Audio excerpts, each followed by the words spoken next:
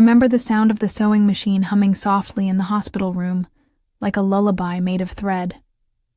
The nurses thought it was ridiculous, maybe even cruel, to let my dying mother sew under morphine and fatigue. But she insisted. Every stitch was a promise, a vision of my future. It's not just a wedding dress, Ellie. It's everything I dreamed for you. Her hands, thin and trembling, moved carefully over the silk. I was 15. I never wore it. The dress stayed in our attic for nearly a decade, wrapped in protective plastic, smelling like lavender and home. I checked on it every birthday, every breakup, every time I needed to feel her again. It was mine. She made it for me. Everyone knew that. Or so I thought. My little sister Harper was getting married. A whirlwind engagement. She met Ben 5 months ago, announced it at Easter dinner like it was nothing. Our parents clapped like she'd won a trophy. Such a beautiful couple. Mom would have said if she were alive. Dad did say it. Loudly, repeatedly. I wasn't jealous. Not of the engagement. Not even of Harper. She always got what she wanted. Private. Ballet lessons. A new phone every year. My bedroom after I left for college. But the dress, that dress was sacred. It was a Sunday when I found out. I came home early from work. I needed to pick up my old laptop charger from the house. I wasn't expecting anyone to be there, so I let myself in with the spare key under the stone frog on the porch. Voices upstairs. Laughter. And then, rustling. Fabric. I crept up toward the attic. The ladder was down. Hold still. Harper giggled. I swear if you rip it, I will murder you. A second voice laughed. Her best friend, Mallory. You're insane. It's so delicate.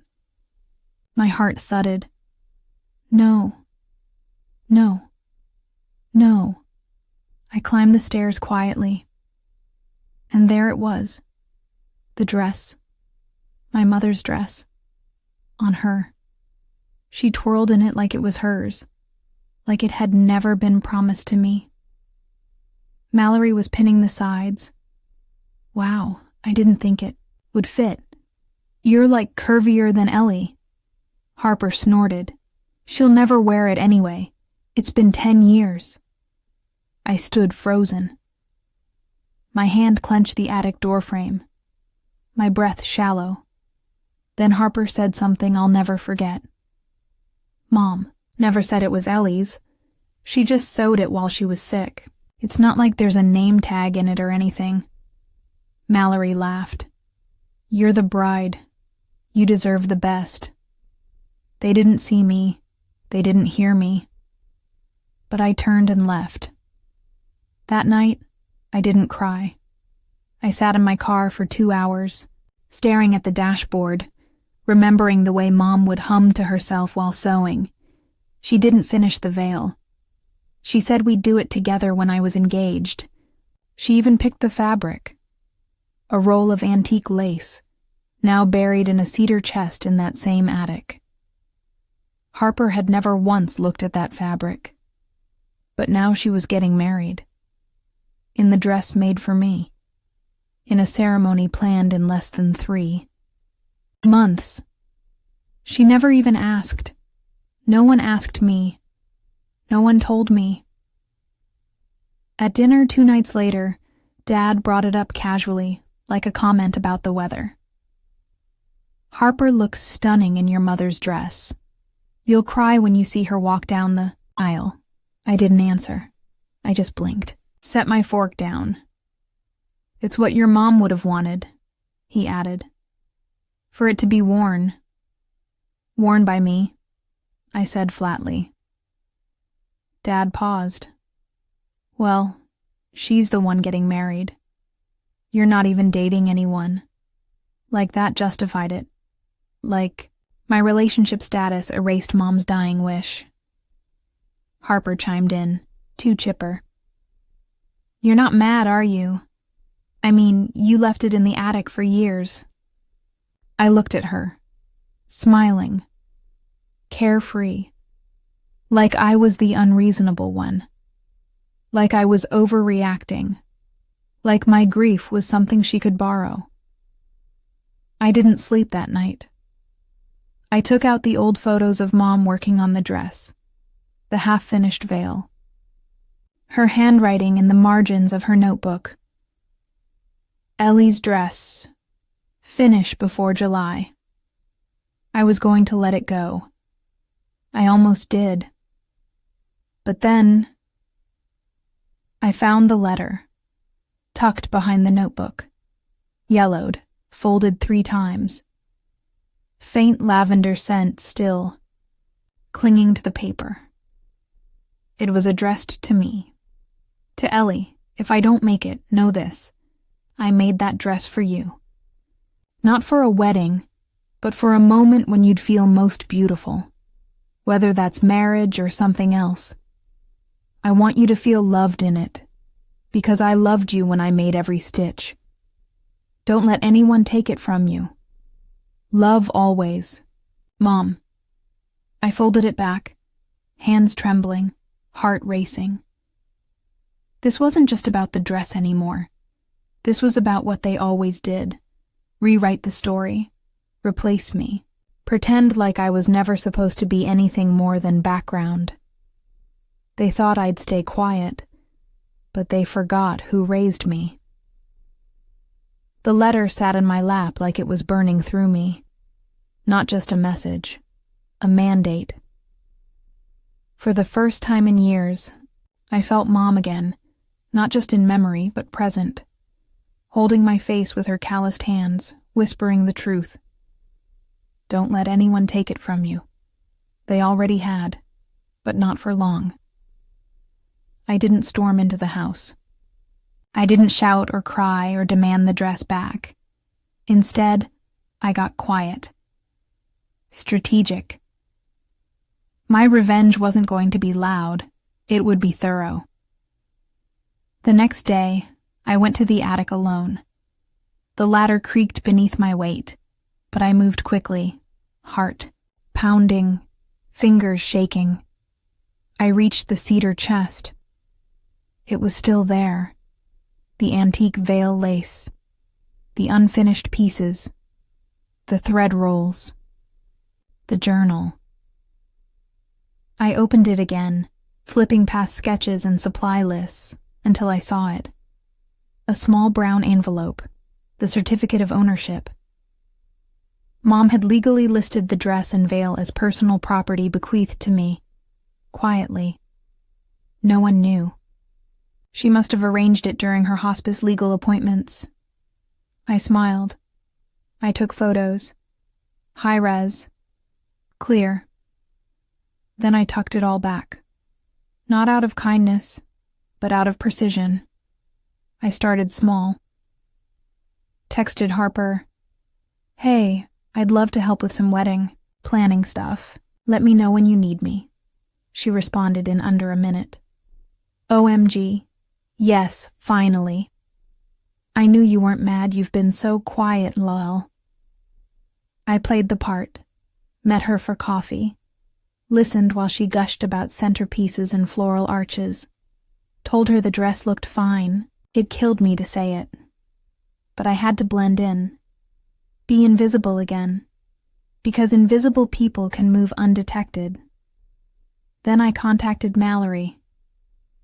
Under the pretense of helping Harper, I asked her to send me all the dress-fitting photos so I can make a wedding scrapbook as a surprise. She fell for it instantly.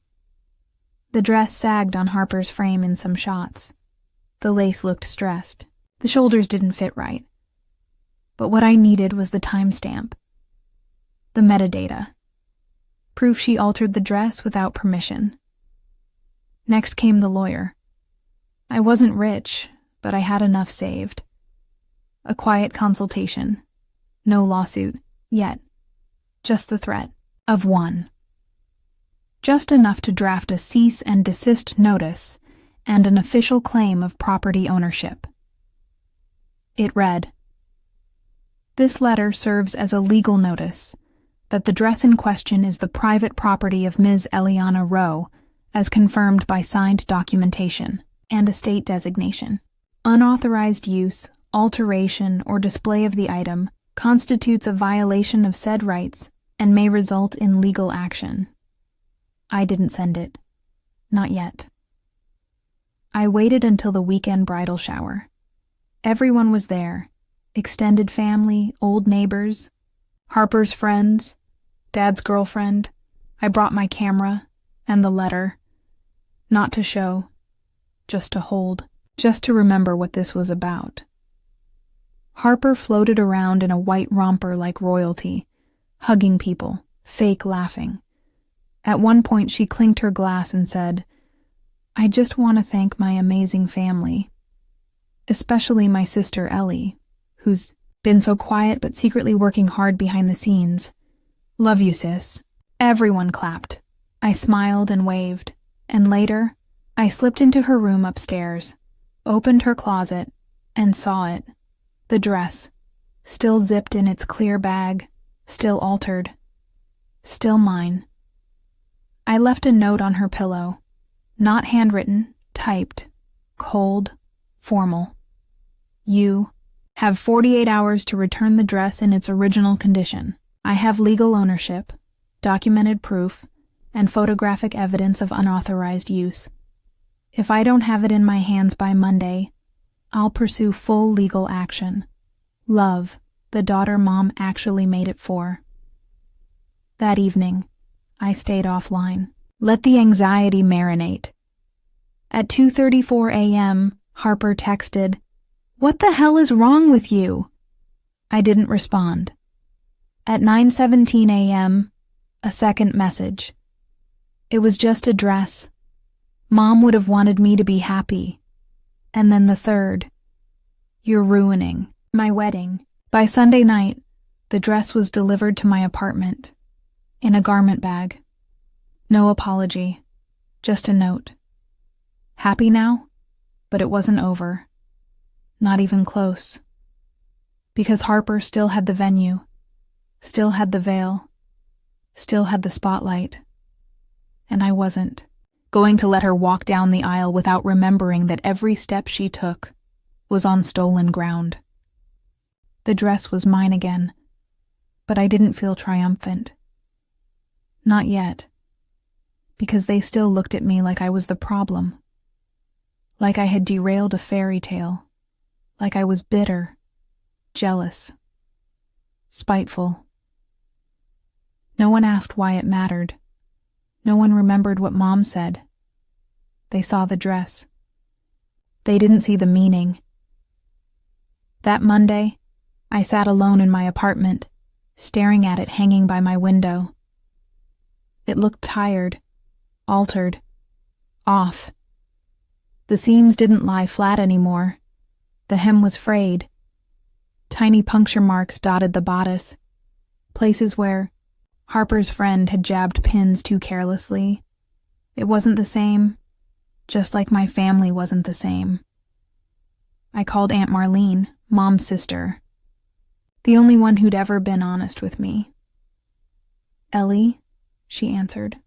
Her voice was scratchy. It was early. "Can I ask you something?" I said. "Of course, sweetheart.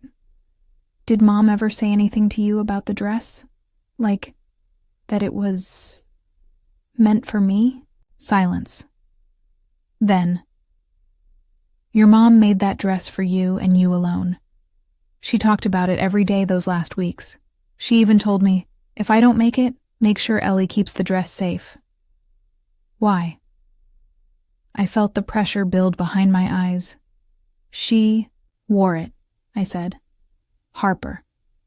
She altered it and planned to walk down the aisle in it like it was hers." Aunt Marlene was quiet for a long time. Then, "You let me know when the wedding is." The veil. That's what they still had. The roll of antique lace, the one I had protected for years, was gone. I checked the cedar chest again, the next morning. Empty. They must have taken it during one of the fittings. Quietly, like they'd been stealing things from me their whole lives, convinced I wouldn't notice. I drove to the house. Dad was home. His girlfriend answered the door. Some woman named Brenda who always smelled like wine and wore my mom's old perfume like it was a compliment. "Oh," she said, blinking. "You're here. I need to speak to Dad." She gestured lazily toward the den.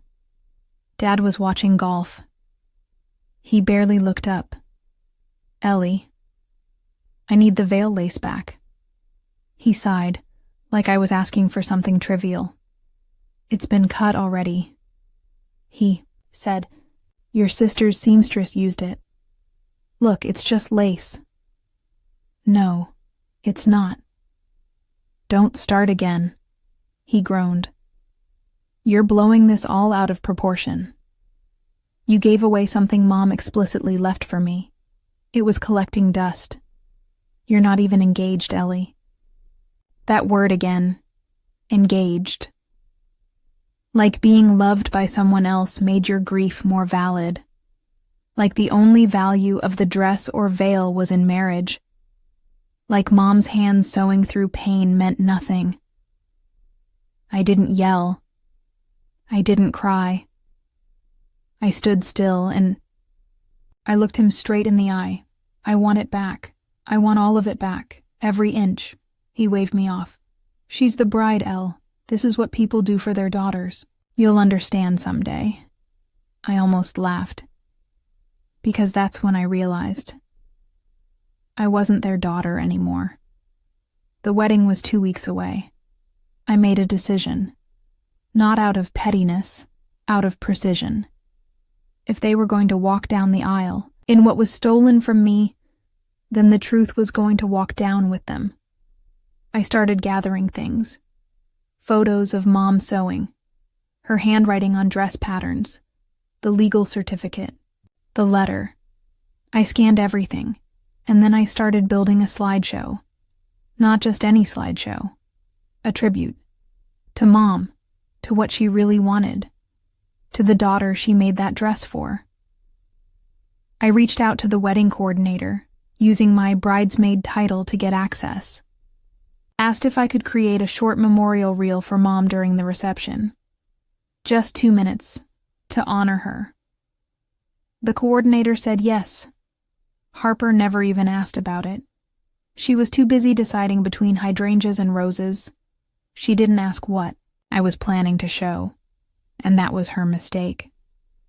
On the Friday before the wedding, I called Aunt Marlene. "Can you bring the last voicemail Mom left you?" "I already transferred it to USB, she said. "It's queued and ready." That night, I added it to the final frame, her voice, raspy but warm. "Ellie, sweetheart, I hope one day you wear that dress and feel how much I love you. I made it. For you, baby. All of it. You're going to be beautiful. You always were." And then I pressed save. The file name? For the real bride.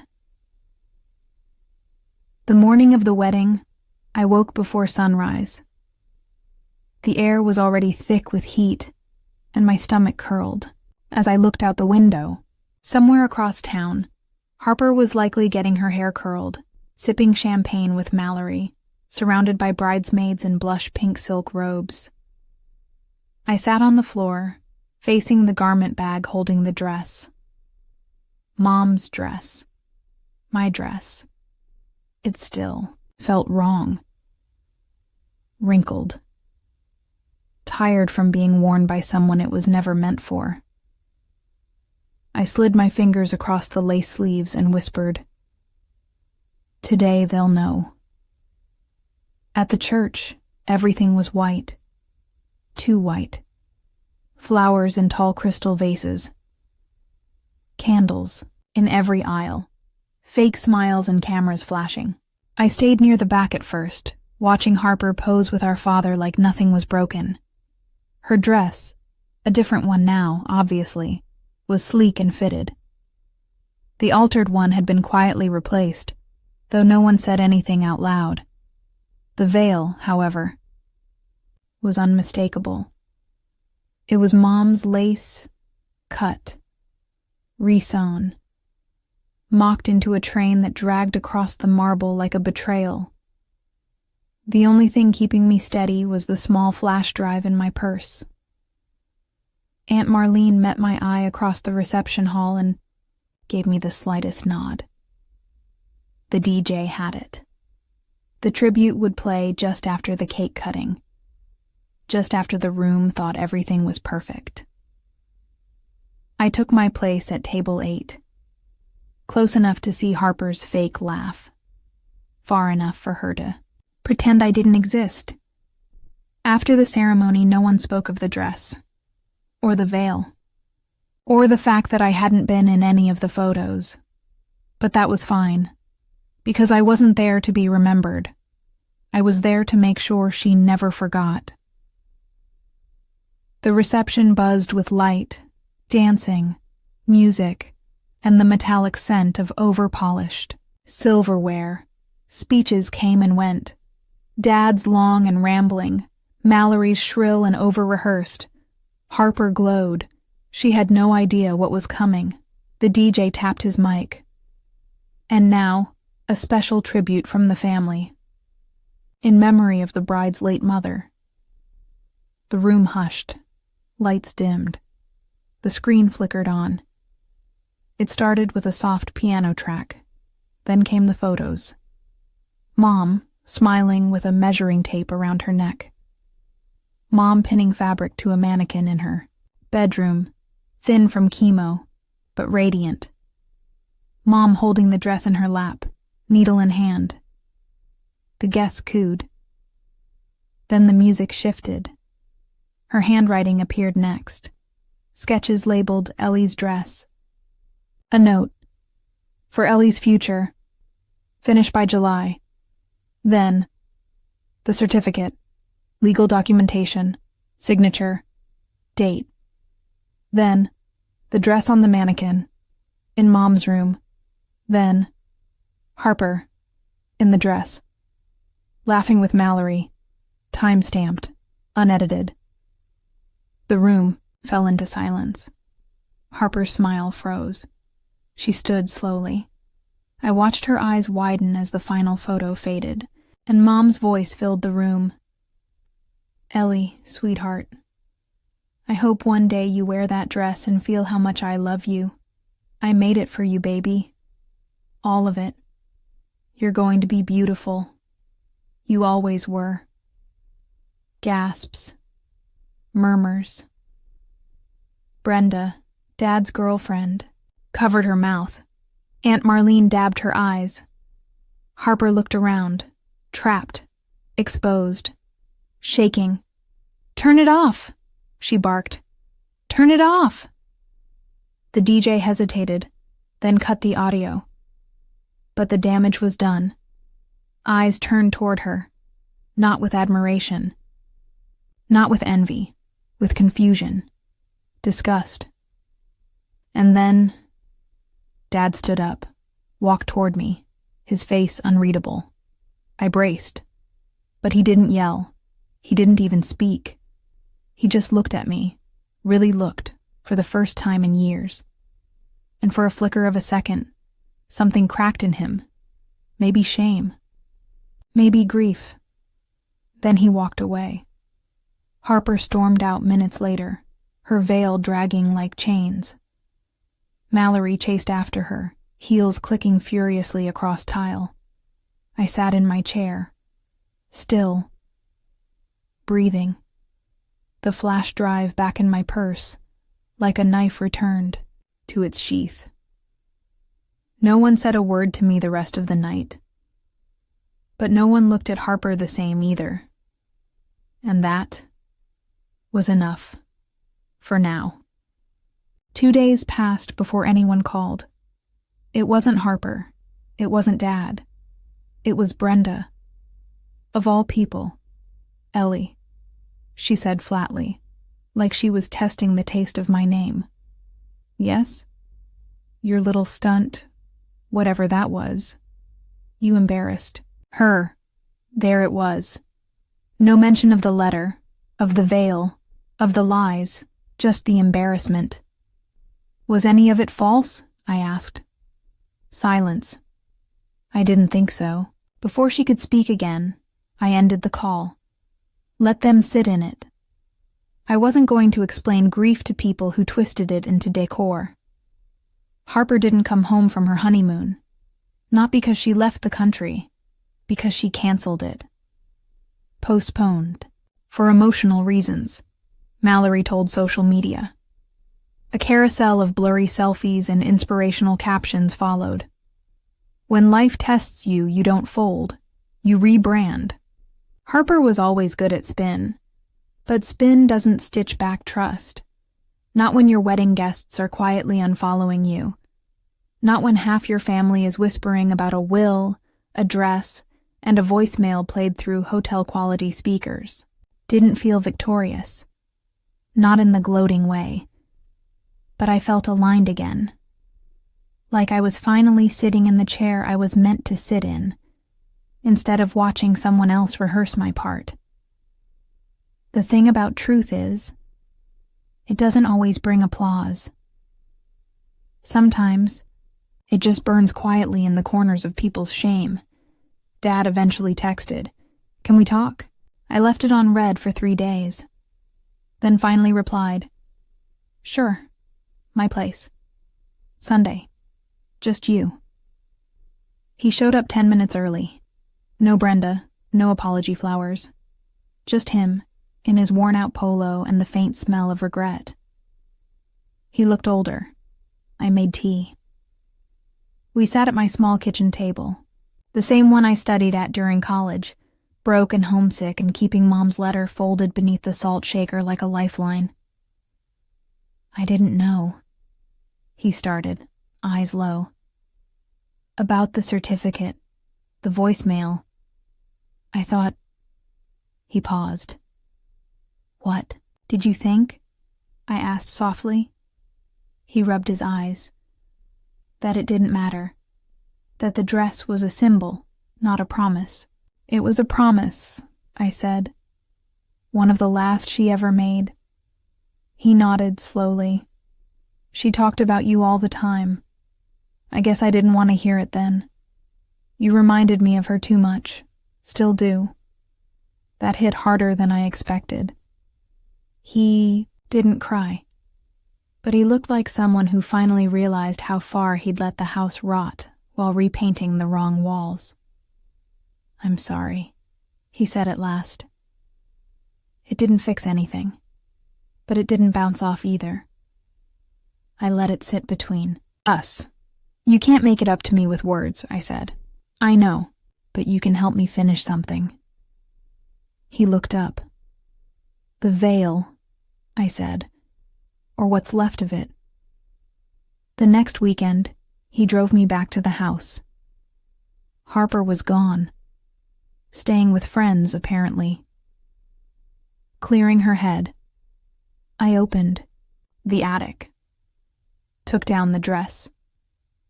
We laid out the pieces of lace they hadn't used, the scraps Harper's seamstress discarded as worthless. But they weren't worthless. They were survivors.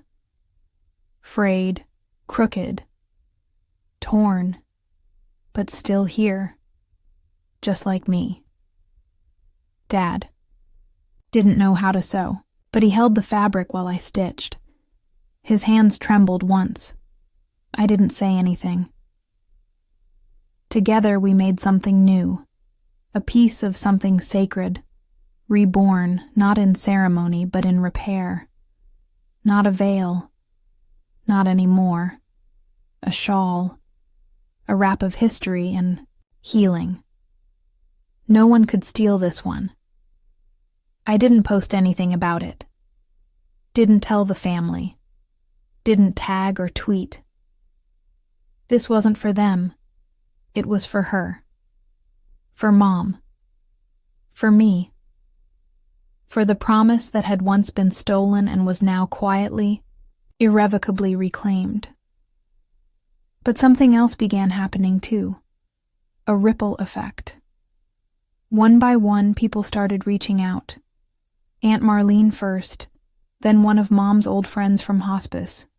Even my grandmother's sister sent a card.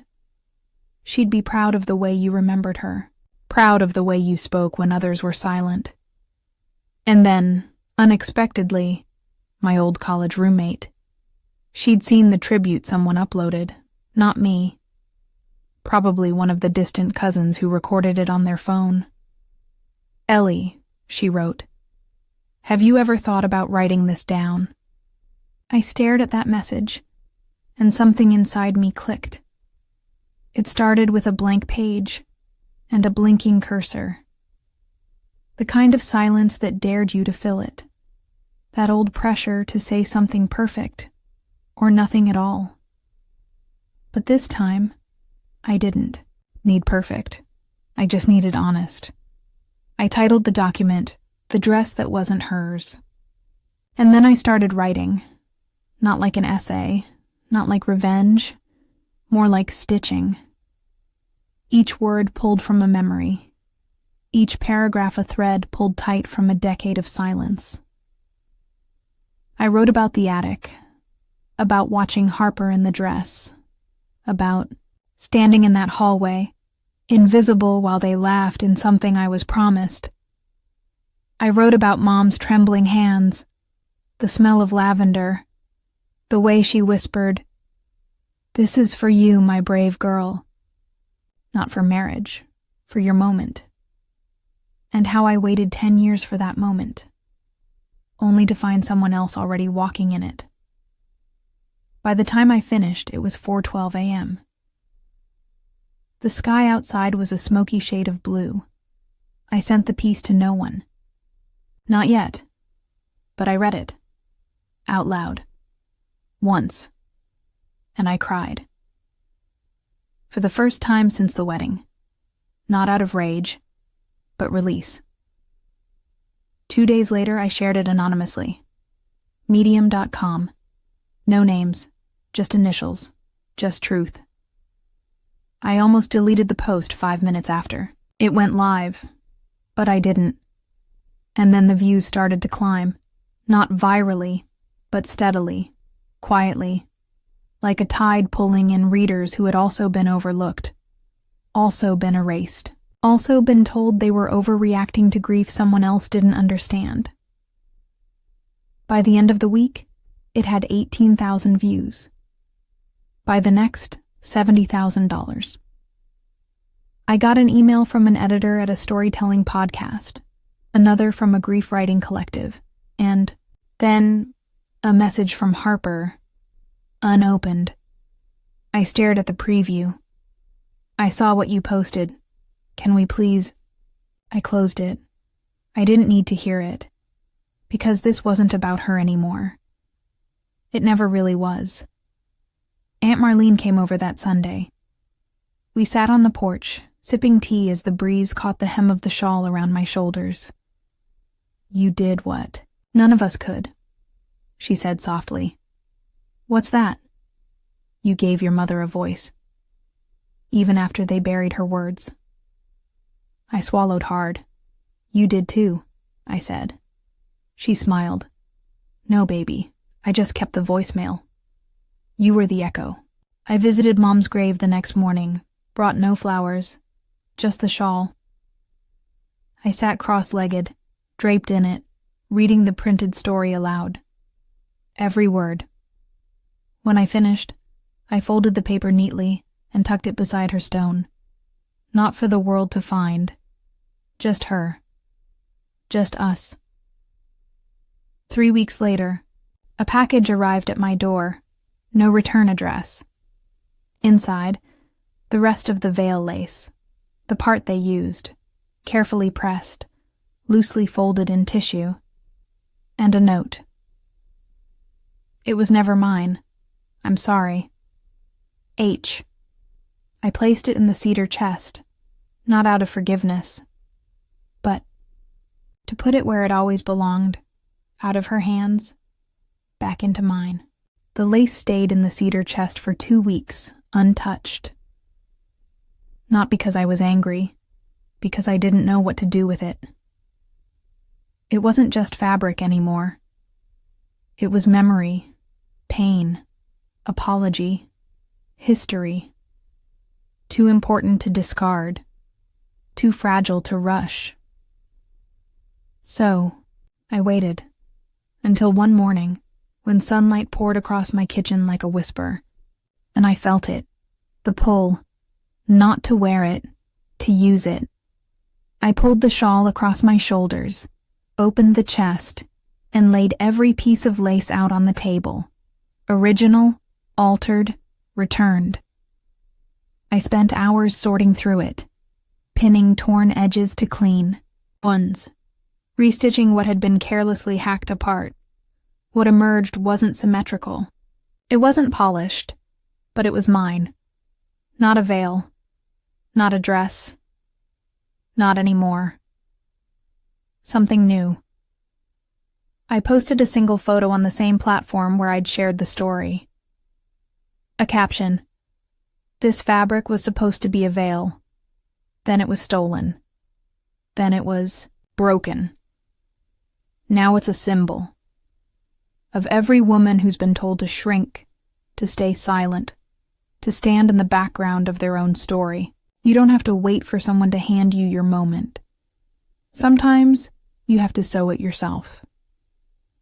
It went viral in 2 days, not because of followers, because of feeling. Women flooded the comments. I lost my mom before my wedding, too. My sister did the same thing with our grandma's jewelry. You inspired me to pick up sewing again. I feel seen. And then a message came from a woman named Serena. She ran a nonprofit called Threaded Grace, helping women leaving abusive homes rebuild their confidence through hands-on crafting. She'd read my story and wanted me to speak at their next retreat. Almost said no. I still didn't feel like someone who had anything to teach. But I remembered Mom, her hands trembling, eyes glowing, whispering, "You're going to be beautiful. You always were." I said yes. The retreat was in a small town 2 hours away. A rented hall behind a church. Nothing fancy. Plastic chairs, cheap coffee. But the women, radiant, raw. One by one, they stitched their own shawls, wraps, pillows, anything to remind themselves that their hands still made things. That their pain hadn't left them useless. I told them my story. Not the viral version, the quiet one. About standing in a hallway while your sister laughs in something sewn for your soul. About watching your father call it just a dress. About rebuilding, from fragments no one thought were worth keeping. They didn't cry. They nodded, because they knew. By the end of the day, one of them, Angela, came up to me holding a small, uneven scrap of her own work. "This was my wedding dress," she said. "He burned most of it. I saved this piece." I looked at it, scorched at the edges, but still soft in the middle. She held it out. "I want you to have it." I didn't take it. Instead, I reached into my bag and pulled out a small patch of Mom's veil lace. "This is from my mother," I said. "I think she'd want you to have it." We traded, without tears, without words. Two women, sharing the thread of something unspeakable, made sacred again. I went home that night and didn't cry. I smiled. Because for the first time in years, the story wasn't just about what was taken from me. It was about what I gave back. A year later, the shawl sat behind, museum glass, not because it was beautiful, but because it was true. The exhibit was called Hands That Remember, a national traveling collection of handcrafted items made by women in grief, trauma, and healing. There were baby blankets stitched by mothers who lost children, prayer cloths sewn by the daughters of war survivors, a wedding ring quilt made from salvaged dress hems after a house fire. And there, on the wall beneath soft spotlight, was the shawl of veil lace, half torn, half mended, wholly mine. A small placard beside it read, "Stitched from a wedding dress, meant for one, worn by another, reclaimed by the rightful daughter, every thread a memory, every tear a vow broken and resewn." I stood in front of it during the opening night, watching strangers lean in close. A woman whispered to her daughter, "She made this after her sister took her dress." Not with judgment, with awe, recognition. Harper never reached out again. I heard through the family that she'd moved to Arizona, got a divorce 8 months after the wedding. Something about him not wanting kids, or maybe just not wanting her, once the spotlight dimmed. Dad visited the exhibit. He didn't say anything when he saw the shawl, just stared for a long time. Then he turned to me, his voice low. "She'd be proud." "I know," I said. We didn't hug, but we stood there together. Still, present, human, for the first time in years. Later that night, I got a message from a publisher. One of their editors had read the blog, the story, the archive of essays I'd quietly uploaded month by month. They wanted to talk about a book. I called it The Dress I Never Wore, but the truth? I wore it in every word, every page, every time I spoke to a room full of women who'd been silenced and told to wait their turn. I wore it the day I took Mom's old sewing machine and taught myself to make more than grief.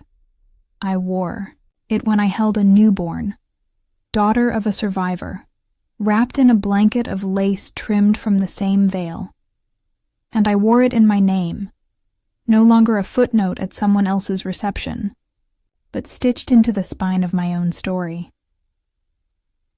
One spring morning, I visited Mom's grave again. The air smelled like lavender. I sat beneath the same tree, laid the book beside her stone, opened it to the dedication. For the woman who sewed through, her pain, so I could wear her love like armor. And for the girl she made it for, who finally remembered her name. I leaned back, pulled the shawl around my shoulders, and closed my eyes. Not in sorrow. In peace. In place. In her.